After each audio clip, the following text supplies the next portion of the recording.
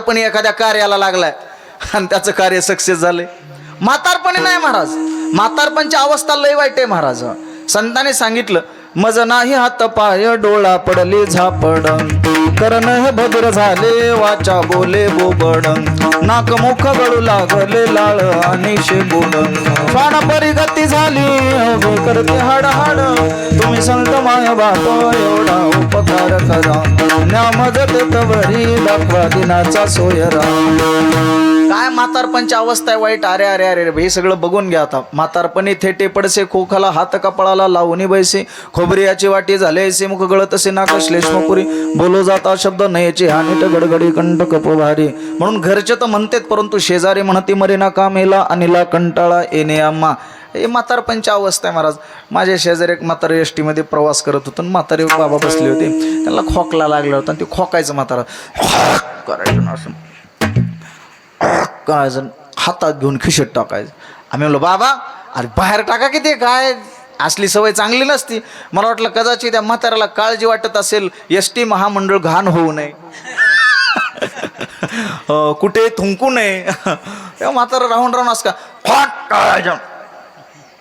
आम्ही म्हणलो बाबा ते बाहेर टाकून द्या ना. ते म्हातारं काय म्हणते बघा ना, मराठी ऐकले तरी आसक्ती कशी असते प्रपंचाची. अरे पोरा तुला काय कळतंय म्हणला, हा तू अजून नवीन संसाराला लागला. अहो पण म्हणलं अरे बाबा ते घरी गेल्यावर तेवढ्याच कोंबड्या फिंबड्या खात्यात म्हणले. म्हातारपणची अवस्था वाईट आहे दादा. म्हातारपणी नाही, तरुणपणामध्ये इकडे आहे महाराज. तरुणपणामध्ये ही तरुणी मंडळी धार्मिक कार्यात आली पाहिजे महाराज. हे लेकर आहेत ना, हे भविष्यातले याच्यातलेच कोणी आचार्य देशभक्त क्रांतिकारक साधू संत याच्यातलेच बनणार आहेत महाराज, याच्यातलेच बनणार आहेत. हे विचार यांच्यासाठी गरजेचे आहेत महाराज. इंसाफ के डगर पे बच्चों दिखावे चल के, ये देश है तुम्हारा नेता तुम्हें हो कल के, इंसानियत के सर पे ये सत का ताज रखना, तन मन की भेंट देकर भारत की लाज रखना, जीवन नया मिलेगा अंतिम चिता में जल के, इंसाफ के डगर पे बच्चों दिखाओ चल के, ए देश है तुम्हारा नेता तुम्हें हो कल के. ते पोरग विचारते बाबा म्हातारपण नाही होत, तरुणपणामध्ये गुरु केला पाहिजे, सांगा लवकर. त्या शास्त्री भाऊने सांगितलं तू देवगिरीच्या किल्ल्यावर जा. कुठं जा? देवगिरीच्या किल्ल्यावर जा, तिथं जनार्दन स्वामी म्हणून तुला गुरु भेटतील. आणि छोटा एकनाथ देवगिरीच्या किल्ल्यावर गेला, दर्शन घेतलं जनार्दन स्वामींचं. कोण कुठून आला बाळा? पैठणून आलो. आई वडील नाहीत मला, कोणी नाहीत, मला तुमच्या पदरात घ्या, तुमच्या जवळ घ्या, तुमच्या चरणाची मला सेवा घडली पाहिजे. ते पोरग काय म्हणते, तुमच्या चरणाची मला सेवा घडू द्या. कबीरदास महाराजांचा खूप गोड दोहा आहे. कबीरदास महाराज म्हणतात, पाप करे बिन गती नहीं, पाप करो दिन रात, पाप करे तो हरि मिले, पाप करो दिन रात. पाप करे बिन गती नाही, पाप केल्याशिवाय गती नाही. म्हणून रात्रंदिवस तुम्ही काय करा, उद्यापासून पाप करा, पाप करा. तुम्ही म्हणता लय कीर्तनकार वाटायला, पण पाप करायला सांगणारा पहिलाच कीर्तनकार आहे. कबीरदास महाराज आपल्याला पाप करायला नाहीच सांगणार. आपण शिक्षक आहेत, सुज्ञ मंडळी आहात, व्याकरणाच्या दृष्टिकोनातून त्याचा पदच्छेद कसा करायचा म्हणजे संगती लागेल आपल्याला. पदच्छेद कसा करायचा. कबीरदास महाराज काय म्हणतात, पा इथं थांबायचं, पा पकरे बिन गती नाही, पाय पकडल्याशिवाय गती नाही. कोणाचे? संतांचे. पा पकरे बिन गती नाही, पा पकरे तो हरी मिले, पाय पकडले तर हरी भेटणारे. म्हणून पा पकरो दिनरात विठ्ठला विठ्ठला.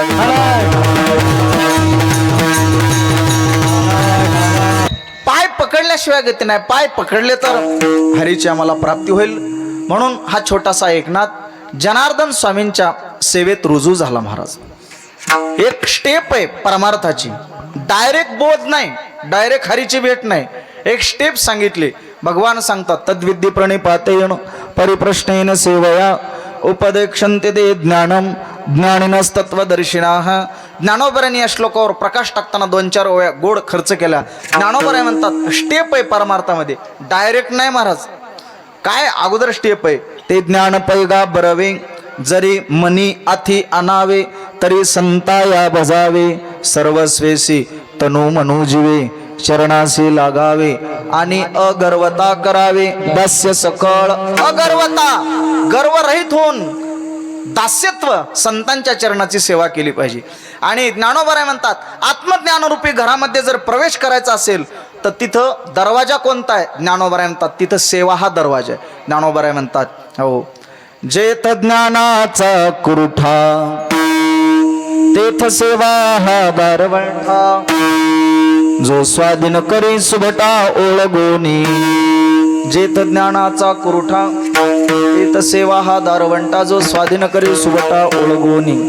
मग अपेक्षित जे आपुले, ते हे सांगतील पुसिले, जेने अंतःकरण बोधले संकल्पा नये. पुन्हा मग पुन्हा साधू बोध झाला तो नुरोनी ठेला, ठाईचा मुराला अनुभव. एकनाथ महाराजांनी आपल्या गुरुची सेवा करायला प्रारंभ केला. महाराज अशी गोड सेवा अनेक वर्ष नाथ महाराजांनी गुरुची सेवा करावी. महाराज पहाटे उठावं, पाणी ठेवावं, गुरूंना स्नान घालावं, जेवणाचं ताट रेडी करावं, आश्रम अंगण झाडून काढावा, बसण्यासाठी आसन टेकावं. रात्री झोपत असताना नाथ महाराजांनी जनार्दन स्वामींची सेवा करावी, अंथरून टाकावं, आपल्या हाताने गुरूंचं शरीर पूर्ण दाबून द्यावं, सेवा करावी. अशी गुरुनिष्ठा नाथ महाराजांच्या जीवनामध्ये होती. अनेक वर्ष नाथ महाराजांनी गुरूंची सेवा केली. महाराज आमच्या जीवनामध्ये लय भारी गुरुनिष्ठा आहे. 2 शिष्य होते, गुरुची सेवा करत होते, पाय चोपत होते. डाव्या पायावाला शिष्य गावाला गेला.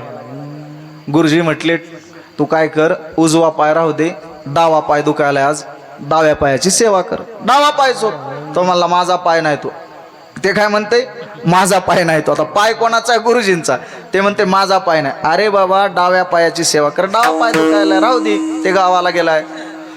त्याला जे राग आला का नाही, त्यानं जे डावा पाय असा हातात घेतला आणि माऊलीजी असा मुरगळला का नाही, असा मुरपूनच टाकला. डाव्या पायावालं गावाला गेलेलं 4 दिवसांनी आलं. गुरुजी सेवेत खंड पडलाय, दाखवा पाय माझा. आता तो खंड भरून काढायचा आहे. चांगली सेवा करतो म्हटला, पाय मोकळा करतो. त्याने डावा पाय पाहिला आणि असा बम झालेला होता, असा सुजलेला. बाबा बाबा म्हणला गुरुजी, आणि माझा पाय तर कुणी म्हणला मोडला, एवढा सुजवून टाकलाय. अरे म्हटले त्याला सांगितलं व त्यानं कुटाणा केला. थांबा म्हणला, बघतो जरा त्याच्या पायाकडे. आता कुणाच्या? त्याच्या. म्हणला बघतो त्याच्या पायाकडे. ह्यानं जे मोठा दगड आणला का नाही, एवढा मोठा, आणि ह्याच्या उजव्या पायावर गुरुच्या. गुरु दोन्ही पायाने जागेवर बसविला. महाराज असा शिष्यानं असा गुरु मिळाल्यावर कवा आपला उद्धार व्हायचा. अवघड आहे महाराज. म्हणून गुरुनिष्ठा नाथ महाराजच्या जीवनामध्ये खूप गोड होती. एका गुरुने एका शिष्याला सांगितलं पेढे घेऊन ये, पैशाची. जा पेढे घेऊन ये दुकानातून, लवकर घेऊन ये. त्या पैशाच्या 3 पेढे आले. करडे आबा 3 पेढे आले. आता त्याला माहित होतं माऊली 1 पेढा आपल्याला गुरुजी देणारच आहेत, 1 पेढा देणारच आहेत. 1 त्याच्याकडून खाली पडला आणि 1 त्याला काय दम निघला नाही बरं का. दुसरे माऊली त्यानं असा खाऊन टाकला आणि 1च राहिला. 1च पेढा घेऊन गेला. गुरुजीने विचारलं किती पेढे आले? गुरुजी 3 पेढे आलते. मग 1च कसा घेऊन आला? गुरुजी 1 खाली पडला आणि मग 2 राहिले होते ना. गुरुजी म्हटला मला माहित होतं तुम्ही मला 1 नक्की देणार आहेत म्हणून, मला काय दम निघला नाही, 1 मी खाऊन टाकला. गुरुजी म्हटले कसा खाल्लास? आणि 1 राहिला होता त्यानं ती बी खाऊन टाकला. मला हे बघा असा खाल्ला. असा गुरुन असा शिष्य म्हणल्यास उद्धार होणार नाही. नाथ महाराजांनी गुरूंची सेवा महाराज अंतःकरणातून केली आणि परिणाम गुरुसेवेचं फळ काय प्राप्त झालं? अभंगाकडे यायचे. थांबा आत्ताच नाही. गुरुसेवेचं फळ काय प्राप्त झालं? जनार्दन स्वामींची सेवाच अशी केली नाथ महाराजांनी. महाराज काय सेवा तशी केली पाहिजे. आमची सेवा म्हणजे वर पंग सेवा आहे महाराज. ही ना घ्या की येतो आता रानातून जाऊन, ही ना घ्या की म्हणलं की येतो आता रानातून जाऊन. कीर्तनाला चला की ऊस भिजवायचा आहे. जेवायला प्रसाद कसा सोडावा, आलोच हो पुढं. असली आमची निष्ठा. चटाया उचल की घरचं झाडून काढायचं, कोटा झाडायचा, तिथं टायमाने हिथलं झाडायला वेळ नाही महाराज. हे आमची गुरुनिष्ठा. नाथ महाराजांवर जनार्दन स्वामीने एक दिवस हिशोबाचं काम ठेवलं. हिशोब तपासून घे, आज दप्तर तपासायला किल्ल्यावर येणार आहेत म्हणून. किल्ल्याचे किल्लेदार होते जनार्दन स्वामी. नाथ महाराजांनी ते दप्तर घेतलं तपासायला. जवळजवळ मध्यरात्र झाली, 12 वाजले. देशपांडे साहेब, एका दिडकीची चूक काही लक्षात येईना एकनाथाच्या. एका दिडकीची चूक. निष्ठा किती बघा बरं का, गुरुजींनी सांगितलेलं काम.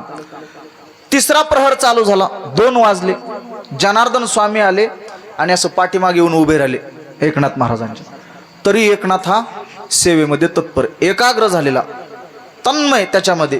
काय करावं, कुठे ती एका दिडकीची चूक कुठे, चूक काय सापडेना.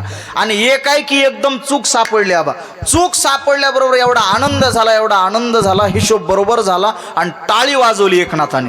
टाळी वाजवली, इकडे तिकडे बघितलं. पाठीमागं बघितल्याबरोबर चोपदाराचं दर्शन.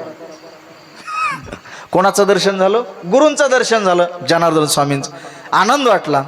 जनार्दन गुरुजी तुम्ही कधी आलतात? अरे एकनाथा, एका दिडकीची चूक शोधण्यासाठी एवढा तू वेडा झालास, एवढा तू एकाग्र झालास.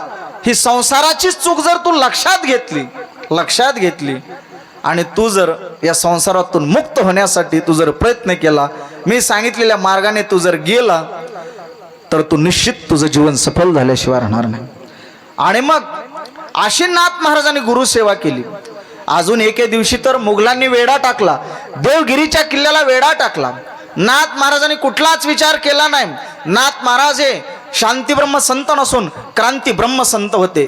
नाथ महाराजांनी आपले गुरु समाधीत आहेत हे समजून नाथ महाराजांनी स्वतः लढाईचा पोशाख अंगामध्ये घातला, हातामध्ये ढाल आणि तलवार घेतली, घोड्यावरती स्वार झाले आणि शांती ब्रह्म एकनाथ महाराज शत्रूंबरोबर 4 तास लढले, शत्रूंचा पराजय केला.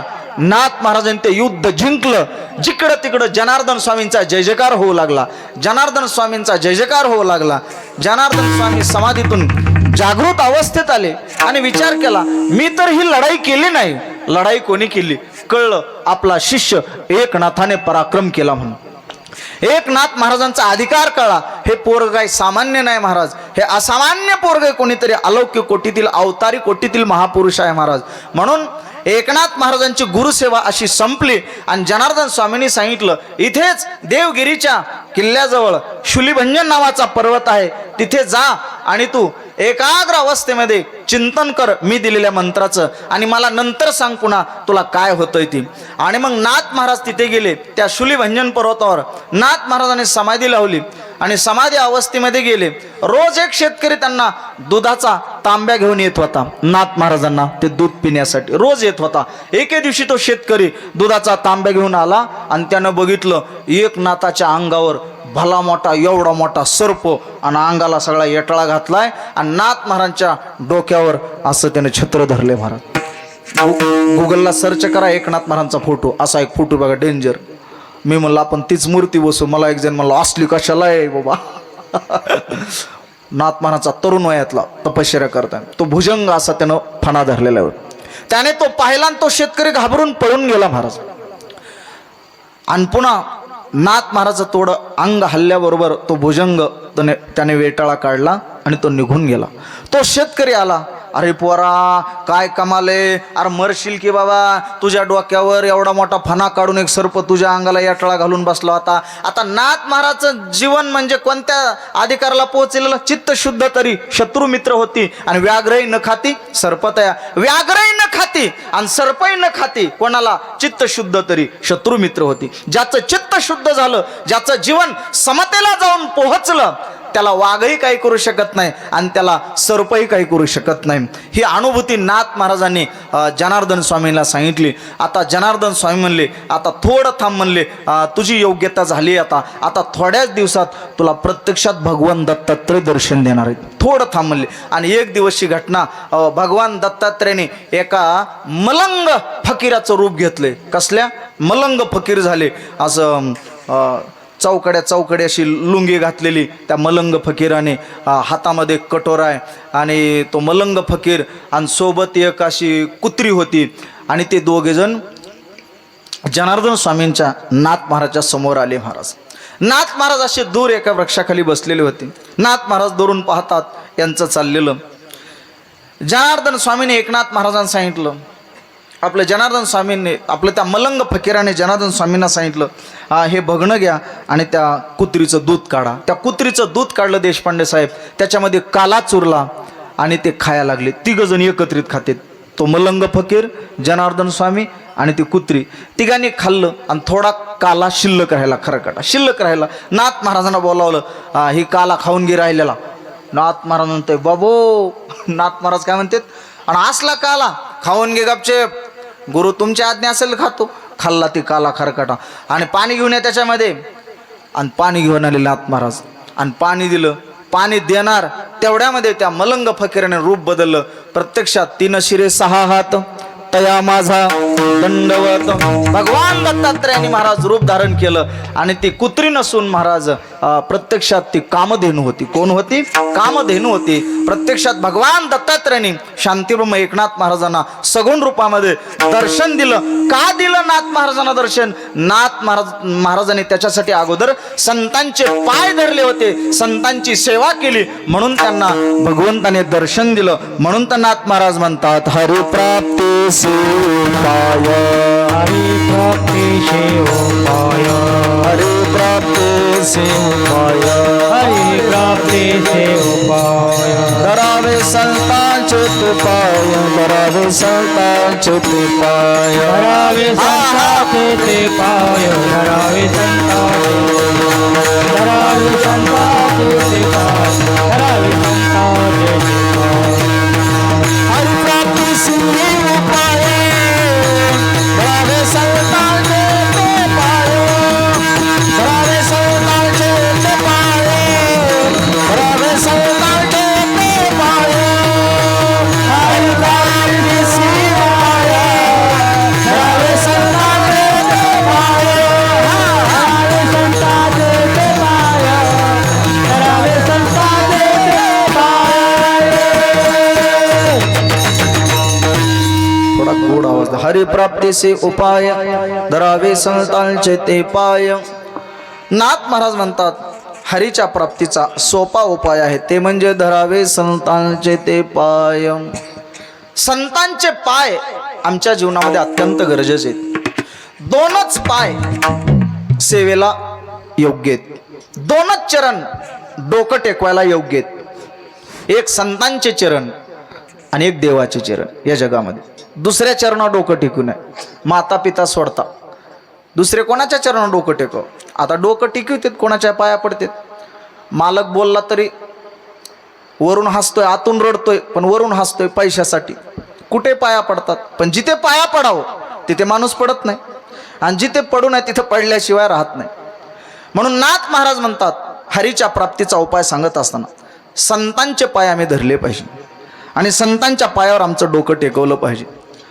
मस्तक हे पायावरी त्यांच्या ठेवितो, मस्तक हे पायावरी त्यांच्या ठेविता, मस्तक हे पायावरी त्यांच्या ठेवितो, मस्तक हे पायावरी त्यांच्या ठेवितो. आलिंगन संतांची पुण्य झाली माझी काया, मस्तक पाया वरी त्यांच्या ठेविता. आलिंगन संतांची दिव्य झाली माझी काया, मस्तक पाया वरी त्यांच्या ठेवितो. आलिंगन संतांची दिव्य झाली माझी काया, मस्तक हे पायावरी त्यांच्या ठेविता. आजी पिटले माझे कोडे बहु दुःखाचे साकडे, कुंदाटले पुढे परब्रह्म सावळे. तुका म्हणे धन्य झालो मी तृप्त झालो, सुखे संताचे आधालो. धालो म्हणजे तृप्त झालो. लोटांगणी आलो वैष्णव भार देखोनी, संत चरण पावलो. तुकोबरा काय म्हणतात, माझं जीवन धन्य का झालं? मी संतांचे चरण धरले जीवनामध्ये. पुण्य फळले बहुत दिवसा, भाग्य उदयाचा ठसा. झालो सन्मुख तो कैसा, संत चरण पावलो. एक गोड प्रसंग एक रामायणातला. अहिरावण आणि महिरावण, त्यांच्या पत्नीचं नाव काय? अहिरावण आणि महिरावण. यांच्या बायकोचं नाव? लाखेत रामायण नाही का झालं कधी? सात्रेत, मांगोडगाव मध्ये अहिरावण आणि महिरावणाच्या पत्नीचं नाव चोपदार. हा बरोबर आहे, बरोबर आहे. चंद्रसेना. काय नाव? अहिरावण आणि महिरावणाच्या पत्नीचं नाव चंद्रसेना. इंगळे सर, चंद्रसेना. अहिरावण आणि महिरावण मरतच नव्हते, मरतच नव्हते नवनाथराव. देवाने मारुतऱ्याला विचारलं, आता अहिरावण महिरावण का मरत नाहीत? मारुतऱ्याने सांगितलं, आपल्याला काय माहित नाही. काय सांगता? अरे म्हणले, मारुती तू बुद्धिमताम वरिष्ठम, आणि तुला माहित नाही म्हणजे काय उपयोग आहे? कस काय माहित नाही? एक जण म्हटला, संदीपानाप्पा ती मारुतऱ्याच्या पोरालाच विचारा. कोणाला? मारुतऱ्याच्या पोराला विचारा म्हणले. अहिरावण महिरावण का विचार? पोराला? मारुतराय तर ब्रह्मचारीत ना म्हणले. मारुतराय कसे ब्रह्मचारी? बरोबर आहे. मारुतऱ्याला पोरग होतं, पोरग होतं म्हणलेस. मारुतऱ्याला बायको पाहिजे. लोक म्हणतील, तू का गांजा पिंजा वाढलास का काय महाराज? मारुतऱ्याला पोरग बी होतं, मारुतऱ्याला बायको बी होती महाराज. लंका कोणी जाळली पोरांनो? हा बरोबर सांगितलं इथल्या लेकरांनी. मी असंच एकदा विचारलं, माऊली लंका कोणी जाळली? ते पोरग म्हणते, ए आपल्याला काय माहित ना बाबा, कुणी जाळली आपल्याला काय माहित नाही. मला मी नव्हतो म्हणला तिथं, आपल्याला काय माहित नाही कुणी लंका जाळली. मारुतऱ्याने लंका जाळली. आणि ती शेपटी विजवण्यासाठी कुठे गेले मारुतऱ्या? समुद्रात. वा, पोरं हुशार आहेत सर तुमचे. हा, आमचे देशमुख सर म्हणजे संस्कार संपन्न सर आहेत. असे शिक्षक गावाला असले, लेकर असे हुशार असतात. हो. कौरव किती होते आणि पांडव किती होते रे? कोण सांगते? मुलीपैकी मुलापैकी? शब्बास. कौरव किती होते? कौरव किती होते? पांडव 5. बरोबर आहे. कौरव किती होते? 100 होते. 100 किती? 100 होते. हे लेकरांना हे जर माहिती नसेल तर आमच्या संस्कृती काय? मग हे जर माहिती, ज्याला गुरुर ब्रह्मा श्लोक येत नाही, मनोजवम ज्याला श्लोक येत नाही, संस्कृत तो काय देशाचं काय भवितव्य बघणार महाराज? असो. मारुतऱ्याने लंका जाळली. आणि लंका ती शेपूट विजवण्यासाठी कुठे गेले? चोपदार टेकन देऊ नका ना, ते ढिलं होते माणूस. असं कुठे गेले ते? समुद्रामध्ये गेले. आणि शेपटी विजवत असताना मारुतऱ्याच्या अंगाचा एक घामाचा एक थेंब त्या समुद्रात पडला आणि ती मगरीनं गिळला. कुणी? मगरीनं. आणि त्या मगरीने एका मुलाला जन्म दिला. त्या मुलाचं नाव मकरध्वज. बरोबर आहे ना गुरुजी? का चुकीचंच नाही काय सांगत? रामायणातलं सांगतोय ना. चुकलं तर सांगा. तुम्ही रामायण वाचणारे ऐकणारे मंडळी जास्त. त्या मुलाचं नाव मकरध्वज. म्हणले त्याला विचारा. मारुतराय त्या पोराकडे गेले, मनोजराव. मकरध्वज विचारलं, हे सांग म्हणले, अहिरावण महिराव का मरत नाही? म्हणलं अहिरावण महिरावण का मरत नाही? ते पोरग म्हणते, पप्पा म्हणले मम्मीला विचारा. कोणाला? मगरीला विचारा. आता मगर कोण झाली? मारुतऱ्याची पत्नी झाली ना. त्या मगरीला विचारलं मारुतऱ्याने, अहिरावण महिरावण का मरत नाही दादा? असं ते मगरीला विचारलं मारुतऱ्याने. तुम्ही एवढं घाबरू नका. मगरीला विचारलं. मगरीने सांगितलं, हे बघा म्हटले, मी सांगते तुम्हाला अहिरावण महिरावण का मरत नाहीत. म्हणले अहिरावण महिरावणाच्या पत्नीचं नाव काय? चंद्रसेना. विसरले का तुम्ही? काय नाव? चंद्रसेना. त्या चंद्रसेनाला जाऊन विचारा म्हणले त्यांच्या बायकोलाच, ते तुम्हाला सांगतील की अहिरावण महिरावण का मरत नाहीत ते. मारुतराय तिला म्हटले, बरं तुला कस काय हे माहिती? म्हटले मगरीला. म्हटली मारुतराय तुला कस काय माहिती?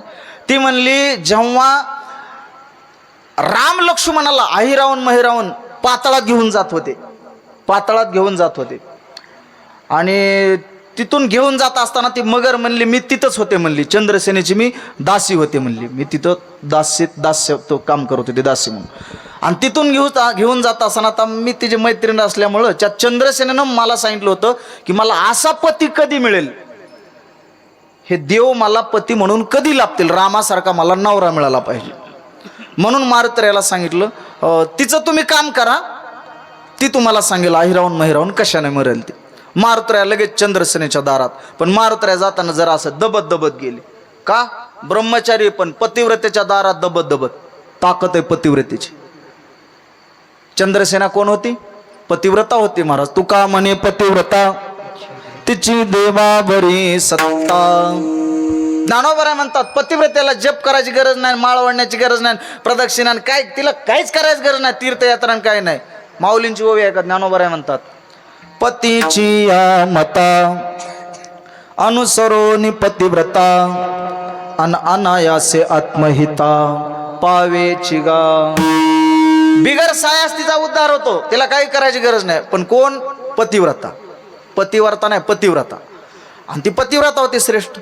मारुतऱ्या गेले तिच्या पुढे, दंडवत घातला मारुतऱ्याने आणि तिला सांगितलं बाई तुझा मालक का मरत नाही सांग म्हणली.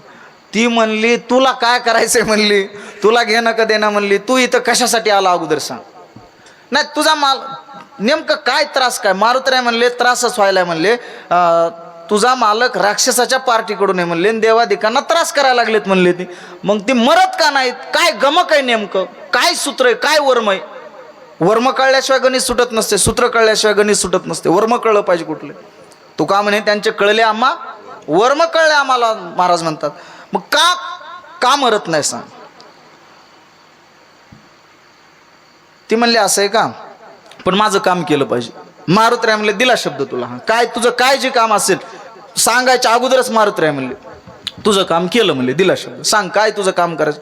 ती म्हणली माझी अशी इच्छा आहे, मला प्रभू रामचंद्र पती म्हणून मिळावेत, माझी अशी आट आहे. काय म्हणली? हर्ष बोले चंद्रसेना. भावार्थ रामायणातल्या ओव्या किती गोड आहेत बघा नाथ महाराजांनी. हर्ष बोले चंद्रसेना म्हणे ऐक पवन नंदना, कांत भावा रघुनंदन, म्हणून सांगत से पती मरण. कांत भावा रघुनंदन आणि म्हणून सांगते पती मरण. मला राम कधी नवरा मिळेल, असा पती माझ्या जीवनात कधी मिळेल सांग मला मारुती, माझी ही आट आहे, तुला सांगते. मारुतऱ्या म्हणले काय हरकत नाही, दिला शब्द म्हणले, तुझं काम झालं म्हणून समज म्हणले. मग सांग म्हणले आता ही अहिरावून महिरावून का मरत नाहीत. चंद्रसेनेने सांगितलं काय नाही म्हणले, त्याच्यात एवढंच एक गमक आहे. त्या अहिरावण महिरावणाला त्यांच्यावर घाव केले आणि त्यांच्या रक्ताचे थेंब बाहेर पडले. ही भुंगे काय करतात? पाताळातून अमृत आणतात. भुंगे काय करतात आबा? पाताळातून अमृत आणतात आणि ते अमृत शिंपडतात इंग्लिसर. मग त्या प्रत्येक थेंबावर अमृताचा थेंब पडला की पुन्हा प्रत्येक थेंबावात अहिरावण महिरावण पुन्हा तयार होते म्हणले. म्हणून ह्या भुंग्याचा नायनाट करावा लागते म्हणले. भुंगेले व्याकार कुठं बी जायची तर तिथं म्हणले भुंगेले मध्ये कधी करते. ही भुंगे काय साधे नाहीत म्हणले. म्हणजे भुंग्याचं म्हणले काहीतरी करावं, विल्हेवाट लावावी लागते. मग म्हणले काय हरकत नाही म्हणले. रक्तबिंदू पडता जाण अहिरावण जन्मती. नाथ महाराज म्हणतात रक्तबिंदू पडता जाण अहिरावण जन्मावे. मग आता मारुतऱ्याला काय, आता भांडण म्हणलेच का, मारुतऱ्याला काय बघायचंच काम नाही, हानामारीचा धंदा म्हणले. मारुतऱ्याने शेपटीला आज्ञा केली, सपासप मावली भुंगे सगळे मारून टाकले. चला लय लांब नाही, भुंगे मारले लगे. एक भुंगा मारुतऱ्याच्या पायाजवळ आला, शरण आला एक भुंगा. मला मालक मारू नका. आणि कसं असतंय, कसलाही शत्रू असू द्या, कसलाही शत्रू, त्याचे पाय धरा, त्याच्या हातातली तलवार खाली गळून पडल्याशिवाय राहत नाही चव्हाण सर. कसलाही शत्रू असू द्या, कधीतरी पाय धरायचे शिका, त्याच्या हातातली तलवार खाली गळून पडत. पण आम्हाला पाय धरायचे माहितीच नाहीत, आम्हाला फक्त पाय ओढायचेच माहिती. कधीतरी पाय धरायचे शिका वेळेला, चांगलं असते महाराज. मग ते भुंगा शरण गेला, म्हणला मला मारू नका, मी तुम्हाला शरण आलो. हनुमंतराने विचार केला हे आपल्या कामाचा आहे. भुंगा म्हणली मुद्दा आहे का, मला अभंगावर यायचे. हे आपल्या कामाचा आहे भुंगा म्हणले. त्याला म्हणले तुला जीवदान देतो, पण मी हाक मारली की तू हजर म्हणला त्यात काय वादच नाही. मला आता मी तुमचा दासच आहे, तुम्ही मला जीवदान दिलंय. तुम्ही हाक मारल्याबरोबर भुंगा काय म्हणतो मारुतऱ्याला, अहो तुम्ही अर्ध्या रातचा हाक मारा, गणेश महाराजची गाडी तुमच्या दारात नाही आली तर शब्द देतो मारुतऱ्याच्या समोर. आणि खरंच अर्ध्या रातचा फोन करा, नाही आलो लाखेत तर बघा, नाही आलो मांगोडगाव मध्ये तर बघा. आपलं प्रेम हे वाढत गेलं पाहिजे. मारुतऱ्याने सांगितलं त्या भुंग्याला काय हरकत नाही म्हणले. भुंगा आता ही भुंगा चांगला होता बरं का, पण काय काय भुंग्याला किती जवळ करा, किती त्याच्यावर मायेचा हात फिरवा, त्याचं चांगलं करा, तरी काय काय लयच विचित्र भुंगे ती विरोधातच काम करणार. त्याला किती जवळ करा, दास्य स्वीकारा, ती विरोधातच काम करणार त्याच्या. त्या भुंग्याला सांगितलं काय हरकत नाही. चंद्रसेनला सांगितलं हे बघ तयारी कर म्हणले, ते अमृत यायचं बंद झालं म्हणले, तुझे मालक वारले मेले, सगळे युद्ध संपलं म्हणले, लगेच संपून टाकलं, आता तयारी कर म्हणले. पण प्रभू रामचंद्र तुझ्या घरी आल्यावर जर म्हणले अपमान झाला देवाचा अपमान झाला, अवमान झाला, तर देव थांबणार नाहीत, उभ्या पावलाने देव आले तसे निघून जातील म्हणले. चंद्रसेनला सांगितलं आणि त्या भुंग्याला बोलून घेतलं. पुन्हा भुंग्याला जीवदान दिलेलं, इकडे म्हणले बोला की म्हणलं, कालच शरण आलतो ना, आज तलय काय म्हणले, आज काम आहे म्हणले तुझा, तू काय करायचं म्हणले, ह्या कॉटच्या मध्ये जाऊन बसायचं म्हणले, इथं राम येणार आहेत आणि ह्या कॉटवर बसणार आहेत म्हणले. ऐकताय ना सगळे, हा तू ह्या कॉटच्या मध्ये जाऊन बसायचं. आता भुंग्याचं काय काम असते, बोला लवकर लाखे कर,